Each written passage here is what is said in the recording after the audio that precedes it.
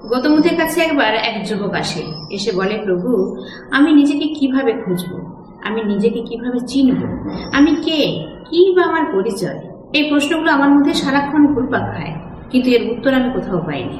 এর উত্তর আপনি আমাকে বলে দিন। বুদ্ধ বললেন যে তোমার প্রশ্নের উত্তর আমি দেব, কিন্তু তার আগে তোমাকে একটা কাজ করতে হবে।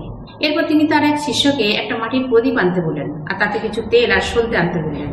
তারপর সেই প্রদীপটা জ্বালিয়ে যুবকের হাতে দিয়ে বললেন যে এই প্রদীপটা নিয়ে তুমি গোটা গ্রামটা ঘুরে এসো, কিন্তু খেয়াল রেখো যে এই প্রদীপটা যেন একবারও নিভে না যায়। সেই যুবক বলল যে ঠিক আছে প্রভু, তাই হবে। সেই প্রদীপটা হাতে নিয়ে সে গোটা গ্রামটা ঘুরে এলো, এবং সত্যি সত্যি সে প্রদীপটাকে একবারের জন্য নিভতে দেয়নি। সেই জ্বলন্ত প্রদীপ নিয়ে সে বুদ্ধের কাছে এসে দাঁড়ালো।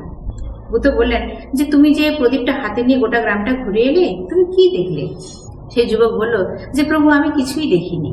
তাহলে নিশ্চয়ই তুমি কিছু শুনেছ, লোকে কিছু বলা বলি করেছে। তখন সেই যুবক বলল যে না প্রভু, আমি তাও কিছু শুনিনি। বুদ্ধ বললেন যে তা কি কখনো হয় নাকি? তুমি একটা জ্বলন্ত প্রদীপ নিয়ে গোটা গ্রাম ঘুরে চলে এলে, আর কেউ কিছু বললো না, তুমি কিছু শুনলে না, তুমি কিছু দেখলে না, তাই কখনো হয়?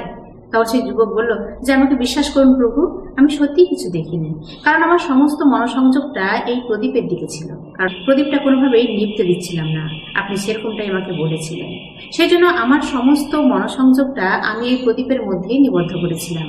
তাই বাইরে কে কি বলছে, কে কি করছে, আমি কোনো দিকে খেয়াল করিনি, আর আমার কানেও কিছু আসেনি। তখন বুদ্ধ হাসলেন আর বললেন, ঠিক এইভাবেই তুমি যদি তোমার ভেতরের প্রদীপটার প্রতিও মনোসংযোগ রাখতে পারো, সেটাকে জাগিয়ে রাখতে পারো, তাহলে তুমি অবশ্যই নিজেকে চিনতে পারবে, নিজেকে খুঁজতে পারবে।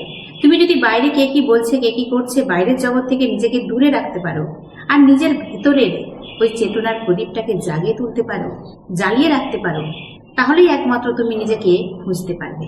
সেই যুবক গৌতম বুদ্ধের কথা বুঝতে পারলো, আর বুদ্ধের দেওয়া সে অমূল্য শিক্ষা নিয়ে সে বাড়ি গেল।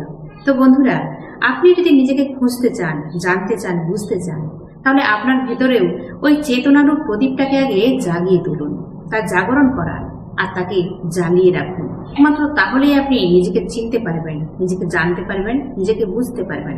যতক্ষণ না আপনি বাইরের জগৎ সম্পর্কে বিস্মৃত হচ্ছেন, তাকে মন থেকে দূরে সরিয়ে রাখতে পারছেন, আর নিজের মধ্যে সেই চেতনার প্রদীপটাকে জ্বালিয়ে না রাখতে পারছেন, ততক্ষণ আপনি নিজের মধ্যে যতই হাতড়ে বেড়ান না কেন, নিজেকে কখনোই চিনতে বুঝতে খুঁজতে পারবেন না। গৌতম বুদ্ধের এই অমূল্য শিক্ষা আপনাদের কেমন লাগলো অবশ্যই কমেন্ট করে জানাবেন, লাইক করবেন, শেয়ার করবেন গল্পটা প্রচুর প্রচুর।